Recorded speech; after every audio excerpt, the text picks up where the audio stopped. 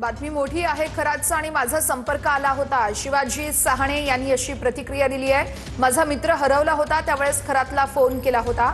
खरातनं त्यावेळेस मित्र सुखरूप असल्याचं सांगितलं होतं, मात्र ते खोटं ठरलं आणि मित्राचा दुसऱ्या दिवशी मृतदेह सापडला असं म्हणत खरातची भविष्यवाणी खोटी ठरल्याचं शिवाजी सहाणे यांनी म्हटलेलं आहे।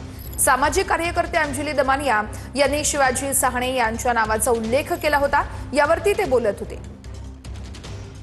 स्वतः शिवाजी सहाणे आपल्यासोबत आहेत।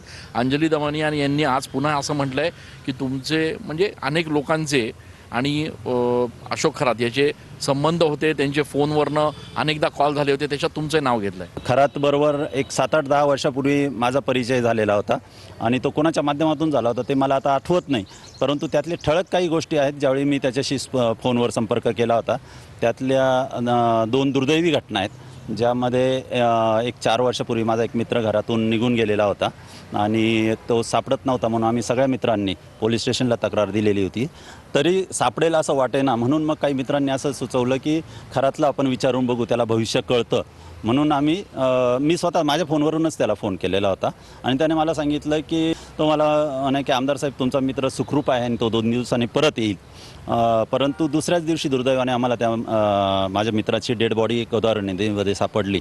तेव्हा आमचा सगळ्या मित्रांचा म्हणजे आमचा जवळजवळ 40-50 मित्रांचा ग्रुप होता, त्या सगळ्यांचा त्याच्यावरून विश्वास उडाला।